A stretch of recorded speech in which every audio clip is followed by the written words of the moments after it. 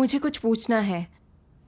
परमेश्वर की कृपा से जब मुझे समूह का अगुवा बनाया गया, तब शुरू में मैंने अपना कर्तव्य निभाने की भरसक कोशिश की, पूरे उत्साह से संगति की। मैंने देखा कि हमारे समूह की बहन शैन काफ़ी तेज़ी से प्रगति कर रही हैं। सत्य के बारे में उनकी संगति काफ़ी रोशन करने वाली होती थी। सभी उनको आनंद से सुनते थे। वे अपनी हर समस्या लेकर बहन शैन के पास ही जाना पसंद करते थे। मुझे लगा कि ये हमारे समूह के लिए बहुत अच्छा है कि वे कुछ सवालों के जवाब दे पा रही हैं। मैं इस बात से काफ़ी खुश थी। मगर कुछ समय बाद मैं परेशान रहने लगी, क्योंकि मुझे पता था कि अन्य भाई बहन उन्हें ही समूह की अगली अगुवा बनाएंगे। मेरा कर्तव्य किसी और को सौंप दिया जाएगा, ये सोचकर मुझे बुरा लगा। अब मेरा काम में बिल्कुल मन नहीं लगता। मैं ये समस्या कैसे हल करूं? तुम रुतबे के बंधन से मजबूर हो रही हो। कुछ समय पहले मैं भी इसी समस्या से जूझ रही थी। लोगों को मुझसे बेहतर काम करते देख मैंने उनसे सीखने या मिलकर काम करने की कोशिश नहीं की, बल्कि मुझे तो डर था कि वो मुझसे मेरा पद छीन लेंगे। अपना रुतबा बचाने के लिए मैं अपना कर्तव्य और मेहनत से निभाने लगी, मगर मेरे इरादे गलत थे, इसलिए मुझे बार बार समस्याओं का सामना करना पड़ रहा था। फिर मुझे परमेश्वर के वचन से अभ्यास का मार्ग ढूंढने में मदद मिली। तो आपने इसका अनुभव कैसे किया? पिछले साल हमारे कलीसिया की अगवा बहन लौरा को व्यवहारिक काम ना करने के कारण उनके पद से हटा दिया गया था। सबके साथ चर्चा करने के बाद मुझे कलीसिया की अगवा चुना गया। कलीसिया की अगवा बनते ही मुझे काफ़ी दबाव महसूस होने लगा, क्योंकि मैं जानती थी कि मुझे नई जिम्मेदारियां मिली हैं। मगर साथ ही साथ मैं बहुत खुश भी थी, क्योंकि रुतबा पाने की मेरी इच्छा पूरी हो गई थी।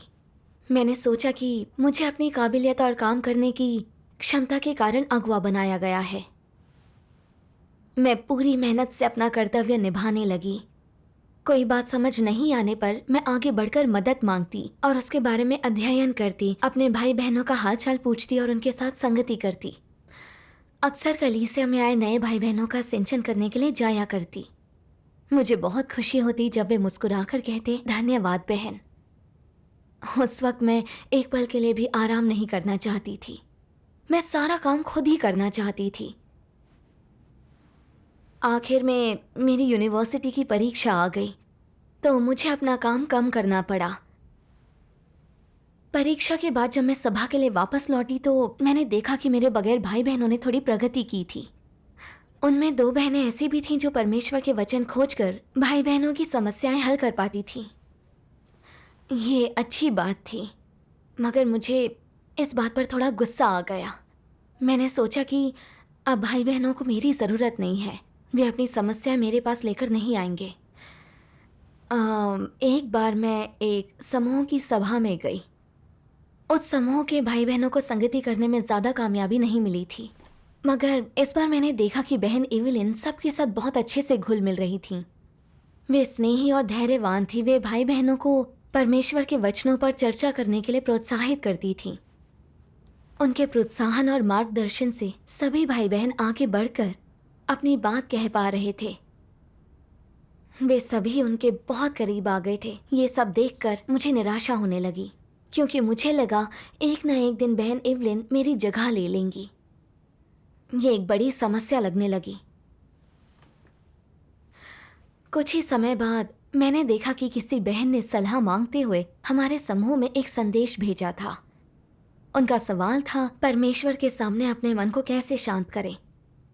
मैं जवाब देने की तैयारी कर रही थी कि बहन इवलिन ने अपनी निजी समझ साझा करते हुए उन्हें परमेश्वर के वचनों के कुछ अंश भेज दिए। मुझे उनके द्वारा खोजे गए अंश काफ़ी उपयुक्त लगे और उनकी समझ बहुत व्यावहारिक लगी। उन्होंने अभ्यास का मार्ग भी स्पष्टता से बताया। मेरे पास कहने को कुछ नहीं था, इसलिए मैं बहुत दुखी हो गई। समूहों को संभालना मेरी जिम्मेदारी हुआ करती थी। भाई बहनों की समस्याओं को हल करने के लिए परमेश्वर के वचनों को मैं खोजा करती थी। मैं सोचने लगी, अगर वे इस तरह आगे बढ़कर सभी के सवालों के जवाब देती रहीं तो भाई बहन मेरे बारे में क्या सोचेंगे? कहीं उन्हें ऐसा तो नहीं लगेगा कि उनकी अगुआ उनके सवालों के जवाब नहीं दे पा रही और मैं बहन इवलिन जितनी काबिल नहीं हूँ? अगर वे भाई बहनों की मदद करने के लिए हमेशा इतने उत्साहित रहेंगी तो एक अगुआ के तौर पर सभी मुझे नाकारा नहीं समझेंगे? इस बारे में सोच सोचकर मुझे उनसे ईर्ष्या होने लगी। मैंने तो ये भी सोचा, ऐसा नहीं चल सकता। मुझे तुमसे बेहतर काम करना होगा। लेकिन इसके बाद मैं अपने कर्तव्य में लगातार गलतियां करने लगी। सबसे आसान कामों में भी मुझसे गलतियां होने लगी। एक बार मैंने एक संदेश लिखा जिसे मैं अन्य अगुवाओं और उपयाजकों को सभा का समय याद दिलाने के लिए भेजना चाहती थी। मैंने गलती से ये संदेश नए समूहों को भेज दिया। मुझे अपनी गलती का एहसास तब हुआ जब एक बहन ने मुझे फ़ोन करके इसके बारे में बताया। ये काफ़ी ख़राब था, इसलिए मैंने फ़ौरन अपना संदेश मिटा दिया।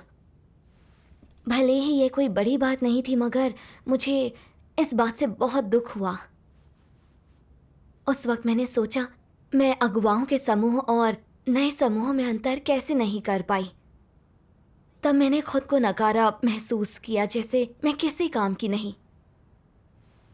उस वक्त मेरी यूनिवर्सिटी की परीक्षाएं भी चल रही थी, इसलिए मैं अपने कर्तव्य को लेकर पूरी तरह समर्पित नहीं हो सकी। मैंने मन ही मन सोचा सब खत्म हो गया, मेरा पद अब किसी और को दे दिया जाएगा, मेरी जगह बहन इवलिन ले लेंगी। मैं बहुत निराश हो गई। मैं अपने कर्तव्य बेपरवाही से करने लगी, किसी काम में मन नहीं लगता था। ऐसा लगने लगा जैसे सभाओं में समय बीत ही नहीं रहा हो। सभाओं के दौरान मैं कभी कभी फेसबुक चलाने लगती थी। मैं तो कुछ हास्य वीडियो भी देखने लगी जो मेरे जीवन के लिए किसी काम के नहीं थे। पहले मैं सभाएं शुरू होने से पहले पूरी तैयारी करती थी। परमेश्वर के वचनों पर विचार करके अपना बोझ अच्छे से वहन करती थी। अपने भाई बहनों की अनसुलझी समस्याओं पर विचार करके उनके साथ संगति करने के बारे में सोचती थी। मगर अब मैंने अपनी जिम्मेदारियां उठाना और परमेश्वर के वचनों पर विचार करना बंद कर दिया था। एक बार शाम की सभा से पहले मैं कुछ कपड़े खरीदने चली गई और सभा शुरू होने के कुछ ही मिनटों पहले घर पहुंची। सुबह मैंने परमेश्वर के वचनों को ध्यान से नहीं पढ़ा था और ना ही उन्हें समूह में भेजा ताकि सब उन पर विचार कर सकें। तब मैंने अपने मन को परमेश्वर से बहुत दूर पाया। इसलिए मैंने परमेश्वर से प्रार्थना की। मैंने उससे कहा, सर्वशक्तिमान परमेश्वर, मैं तुमसे बहुत दूर हो गई हूँ। अपने कर्तव्य को लेकर मेरा रवैया सही नहीं रहा है।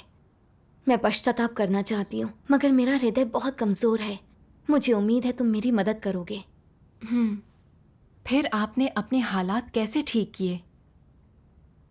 मैंने परमेश्वर के ये वचन पढ़े जिनसे मुझे बहुत मदद मिली। मैं पढ़कर सुनाती हूँ। ठीक है। परमेश्वर कहते हैं, लोग अपने भीतर गहराई में कुछ बुरी मनोदशा पाले रहते हैं, जैसे नकारात्मकता, दुर्बलता और अवसाद या भंगुरता, या लगातार हावी रहने वाली कोई तुच्छ मंशा, या हमेशा प्रतिष्ठा, इच्छा और लाभ की चिंता करते या खुद को अयोग्य समझते हुए नकारात्मक दशा में रहते हैं। हाँ, जब तुम ऐसी दशा में रहते हो तो पवित्र आत्मा का कार्य पाना मुश्किल होता है। अगर ऐसा है तो तुम्हारे अंदर सकारात्मक चीजें कम होंगी और तुम्हारे लिए सत्य को प्राप्त करना कठिन होगा। आमीन। इस अंश को पढ़कर मेरी आंखें खुल गईं। परमेश्वर ने बिल्कुल सही तरीके से मेरी समस्याओं का जिक्र किया था। मैं निराशा में जी रही थी, अपना कर्तव्य नहीं निभा पा रही थी, क्योंकि मुझे चिंता थी कि कोई और मुझसे मेरा पद छीन लेगा। रुतबे पर खतरा होने से मैं डर गई, जिस कारण मैं कमज़ोर और परमेश्वर के साथ साथ भाई बहनों से भी दूरी महसूस करने लगी। हाँ, सही कहा। हाँ, मैंने परमेश्वर के वचनों का एक और अंश पढ़ा। धारणाओं को हल करके ही कोई परमेश्वर में आस्था के सही मार्ग में प्रवेश कर सकता है। परमेश्वर कहते हैं, परमेश्वर के न्याय और ताड़ना से पहले लोग कई अवस्थाओं से गुजर चुके होते हैं। उदाहरण के लिए, लोगों में अक्सर एक नकारात्मक स्थिति देखी जाती है। वे नकारात्मक हो जाते हैं जब दूसरे अपना कर्तव्य उनसे बेहतर निभाते हैं, जब दूसरों के परिवार उनके परिवार से अधिक एकजुट होते हैं, जब दूसरों की स्थितियां और क्षमता उनसे थोड़ी बेहतर होती हैं, जब उन्हें थोड़ा जल्दी जगा दिया जाता है, जब उनके कर्तव्य थकाऊ होते हैं, और जब वे थकाऊ नहीं होते तब भी वे नकारात्मक हो जाते हैं। चाहे कुछ भी हो, वे नकारात्मक ही रहते हैं।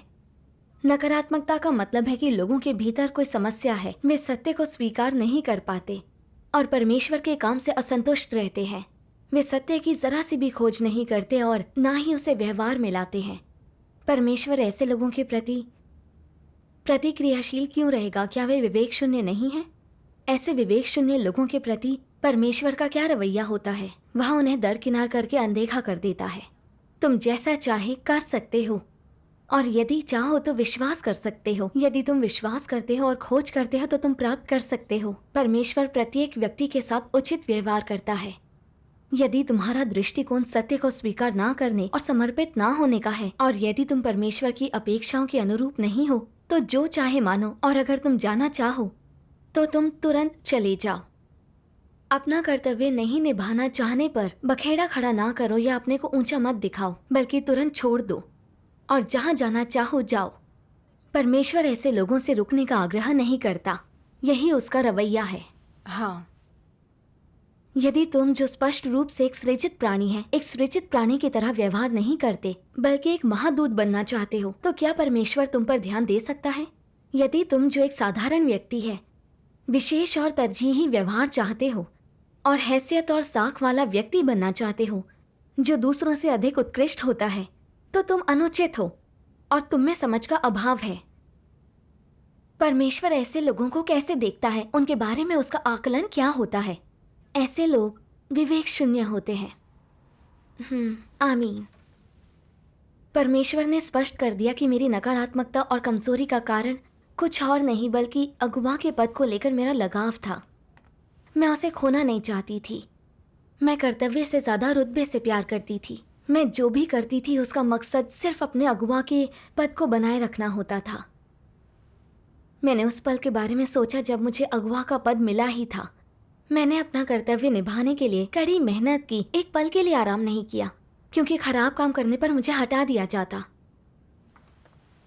उन दो बहनों की प्रगति देखकर मुझे बहुत खुश होना चाहिए था, मगर मुझे डर था कि अब भाई बहनों को मेरी ज़रूरत नहीं पड़ेगी। इससे मेरे अगुवा के पद का ना कोई मतलब रहेगा और ना कोई मेरी प्रशंसा करेगा। खास तौर से ये देखकर कि बहन इवलिन इतना अच्छा काम कर रही हैं, भाई बहनों के सवालों के जवाब दे पा रही हैं और सभी उनके इतने करीब हैं। मुझे अपने रुतबे की चिंता और भी ज्यादा सताने लगी। मैं निराश और कमजोर महसूस करने लगी, इस हद तक कि मैंने अपने कर्तव्य में लापरवाही करनी शुरू कर दी। परमेश्वर कहता है कि इस तरह के लोग विवेकहीन होते हैं। परमेश्वर इन पर ध्यान नहीं देता।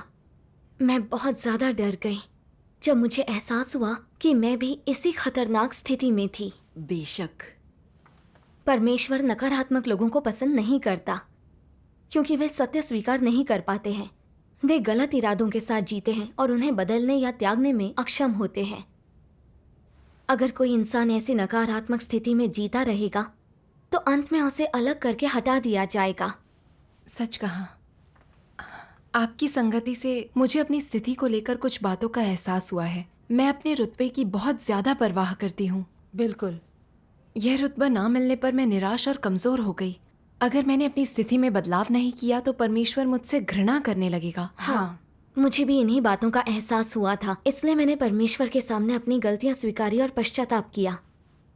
मैंने परमेश्वर से कहा, परमेश्वर, मैं जानती हूँ कि मैं गलत हूँ। मुझे उम्मीद है कि खुद को पहचानने में तुम मेरी मदद करोगे और मुझे मेरी निराशा से बाहर निकालोगे। फिर आपने सब कुछ ठीक कैसे किया? कुछ समय बाद एक सभा में किसी बहन ने परमेश्वर के कुछ वचन पढ़े। उन वचनों से मुझे समझ आया कि हम क्यों शोहरत, समृद्धि और रुतबे के पीछे भागते रहते हैं। स्वयं परमेश्वर जो अद्वितीय हैं 6 के चौथे अंश में परमेश्वर कहते हैं, शैतान मनुष्य को मजबूती से अपने नियंत्रण में रखने के लिए किसका उपयोग करता है? प्रसिद्धि एवं लाभ का। इंसान के विचारों को नियंत्रित करने के लिए शैतान प्रसिद्धि और लाभ का प्रयोग करता है ताकि इंसान उन्हीं के बारे में सोचे। वे प्रसिद्धि और लाभ के लिए संघर्ष करते हैं, मुश्किलें और अपमान सहते हैं। प्रसिद्धि और लाभ के लिए कोई भी त्याग कर सकते हैं। प्रसिद्धि और लाभ के लिए कोई भी फैसला ले सकते हैं। इस तरह से शैतान लोगों को अदृश्य बेड़ियों से बांध देता है और उनके पास इन्हें उतार फेंकने की ना तो सामर्थ्य होती है, ना ही साहस होता है। वे अनजाने में इन बेड़ियों को ढोते हैं और बड़ी कठिनाई से पांव घसीटते हुए आगे बढ़ते हैं। इस प्रसिद्धि एवं लाभ के वास्ते मनुष्य जाति परमेश्वर को दूर कर देती है और उसके साथ विश्वासघात करती है तथा निरंतर और दुष्ट बनती जाती है। इस तरह हर पीढ़ी शैतान की प्रसिद्धि और लाभ के जाल में तबाह हो जाती है। अब शैतान की करतूतों को देखने पर क्या उसकी भयानक मंशाएं बिल्कुल ही घिनौनी नहीं है? हो सकता है कि आज तुम लोग अब तक शैतान की भयानक मंशाओं की वास्तविक प्रकृति को नहीं देख पा रहे हो, क्योंकि तुम लोग सोचते हो कि प्रसिद्धि एवं लाभ के बिना कोई जी नहीं सकता है। तुम सोचते हो यदि लोग प्रसिद्धि एवं लाभ को पीछे छोड़ देते हैं तो वे आगे के मार्ग को देखने में समर्थ नहीं रहेंगे, अपने लक्ष्यों को देखने में समर्थ नहीं रह जाएंगे। उनका भविष्य अंधकार में मध्यम एवं विषादपूर्ण हो जाएगा। परंतु धीरे धीरे तुम सभी लोग ये समझ जाओगे कि प्रसिद्धि एवं लाभ ऐसी भयानक बेड़ियां हैं जिनका उपयोग शैतान मनुष्य को बांधने के लिए करता है। जब वो दिन आएगा तुम पूरी तरह से शैतान के नियंत्रण का विरोध करोगे और उन बेड़ियों का पूरी तरह से विरोध करोगे जिनका उपयोग शैतान तुम्हें बांधने के लिए करता है। जब वह समय आएगा कि तुम उन सभी चीज़ों को फेंकने की इच्छा करोगे, तब तुम शैतान से अपने आप को पूरी तरह से अलग कर लोगे और तुम सच में उन सबसे घृणा करोगे जिन्हें शैतान तुम तक लाया है। केवल तभी मानव जाति के पास परमेश्वर के लिए सच्चा प्रेम और लालसा होगी। आमीन। परमेश्वर के वचनों को पढ़कर मुझे एहसास हुआ कि शैतान इंसान को भ्रष्ट करने के लिए शोहरत, समृद्धि और रुतबे का इस्तेमाल करता है। सही कहा। यह अदृश्य जुआ है जिससे शैतान लोगों को बांधता है। मैं बचपन से ही शोहरत, समृद्धि और रुतबे के जुए में बंधी हुई थी। स्कूल में मैं दूसरों की प्रशंसा पाने और क्लास की लीडर बनने के लिए बहुत मेहनत से पढ़ाई करती थी, क्योंकि मुझे अपने सहपाठियों से पीछे रह जाने का डर था। जब मैं परमेश्वर में विश्वास करने लगी और अगुआ बनी, तब मैंने अपना रुतबा और पद बनाए रखने के लिए कर्तव्य निभाने में बहुत मेहनत की।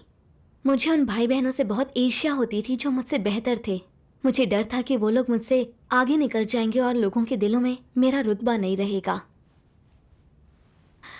और सबसे बुरी बात क्या हुई, जब मुझे एहसास हुआ कि भाई बहनों के बीच मैं उतनी भी काबिल नहीं थी कि मुझे हटाया ना जा सके। रुतबा पाने की मेरी इच्छा अधूरी रह गई, इसलिए मैं कर्तव्य में लापरवाह हो गई। बस इसीलिए कि मैं जो चाहती थी वो नहीं मिला। मुझे एहसास हुआ कि मेरे लिए परमेश्वर की अपेक्षाएं, मेरा कर्तव्य, मेरी जिम्मेदारियां, कलीसिया का जीवन, ये सब कोई मायने नहीं रखते। मैं सब कुछ रुतबा पाने के लिए करती। मेरे मन में परमेश्वर के लिए कोई श्रद्धा नहीं थी। मुझे ये भी एहसास हुआ कि शैतान हमें शोहरत, समृद्धि और रुतबे के पीछे भगाना चाहता है। वो चाहता है कि हम एक दूसरे से लड़ें, परमेश्वर की अपेक्षाओं को भूलकर उसे धोखा दें और उससे भटक जाएं। यही शैतान का जाल है। बिल्कुल। इसका एहसास होने पर मुझे खुद से नफरत होने लगी। मैं खुद को शोहरत, समृद्धि और रुतबे की चाह से मुक्त करना चाहती थी ताकि मैं परमेश्वर के सामने जा सकूं। फिर मैंने ये भजन सुना, मैं हूं बस एक अदना सृजित प्राणी। इससे मुझे बहुत प्रेरणा मिली। हे परमेश्वर, चाहे मेरी हैसियत हो या ना हो, अब मैं स्वयं को समझती हूँ। यदि मेरी हैसियत ऊंची है तो यह तेरे उत्कर्ष के कारण है, और यदि यह निम्न है तो यह तेरे आदेश के कारण है। सब कुछ तेरे हाथों में है। मेरे पास ना तो कोई विकल्प है, ना ही कोई शिकायत है। तूने निश्चित किया कि मुझे इस देश में और इन लोगों के बीच पैदा होना है, और मुझे पूरी तरह से तेरी आज्ञा माननी चाहिए, क्योंकि सब कुछ वैसा ही होता है जैसा तू निश्चित करता है। मैं हैसियत पर ध्यान नहीं देती हूँ। आखिरकार मैं मात्र एक प्राणी ही तो हूँ। यदि तू मुझे अथाह गड्ढे में, आग और गंधक की झील में डालता है तो मैं एक प्राणी से अधिक कुछ नहीं हूँ। यदि तू मेरा उपयोग करता है तो मैं एक प्राणी हूँ। यदि तू मुझे पूर्ण बनाता है मैं तब भी एक प्राणी हूँ। यदि तू मुझे पूर्ण नहीं बनाता तब भी मैं तुझसे प्यार करती हूँ, क्योंकि मैं सृष्टि के एक प्राणी से अधिक कुछ नहीं हूँ। मैं सृष्टि के परमेश्वर द्वारा रचित एक सूक्ष्म प्राणी से अधिक कुछ नहीं हूँ। सृजित मनुष्यों में से सिर्फ एक हूँ। तूने मुझे बनाया और अब तूने फिर से मुझे अपने हाथों अपनी दया पर रखा है। मैं तेरा उपकरण और तेरी विषमता होने के लिए तैयार हूँ, क्योंकि सब कुछ वही है जो तूने निश्चित किया है। कोई इसे बदल नहीं सकता। सभी चीजें और सभी घटनाएं तेरे हाथों में हैं। आमीन। तब मुझे समझ आया कि आज परमेश्वर के घर में चाहे मैं जो भी काम करूं, यह परमेश्वर का विधान है, उसके द्वारा किया उत्थान है। मुझे रुतबे को भूलकर सृजित प्राणी की तरह ईमानदारी से कर्तव्य निभाना चाहिए। यही सबसे सही मार्ग है। मुझे यह भी एहसास हुआ कि परमेश्वर के घर में ऊंच नीच नहीं है, सबसे जरूरी है अपना कर्तव्य निभाना। इसका एहसास होने पर मैं स्वतंत्र महसूस करने लगी।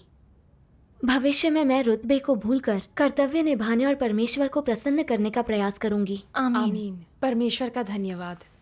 इसके बाद मैंने परमेश्वर के वचनों के ये 2 अंश पढ़े जिनका मुझ पर काफी गहरा असर पड़ा। परमेश्वर कहते हैं, भाई बहनों के बीच सहयोग एक की कमजोरियों की भरपाई दूसरे की खूबियों से करने की प्रक्रिया है। तुम दूसरों की कमियों की भरपाई अपनी खूबियों से करते हो और दूसरे तुम्हारी कमियों की भरपाई अपनी खूबियों से करते हैं। यही दूसरों की खूबियों से सीखने और सामंजस्य के साथ सहयोग करने का अर्थ है। सामंजस्य में सहयोग करके ही लोग परमेश्वर से आशीष पा सकते हैं। व्यक्ति इसका जितना अनुभव करता है उतनी ही वास्तविकता पाता है। उसका मार्ग उजला और मन शांत हो जाता है। कार्य समान नहीं है, एक शरीर है।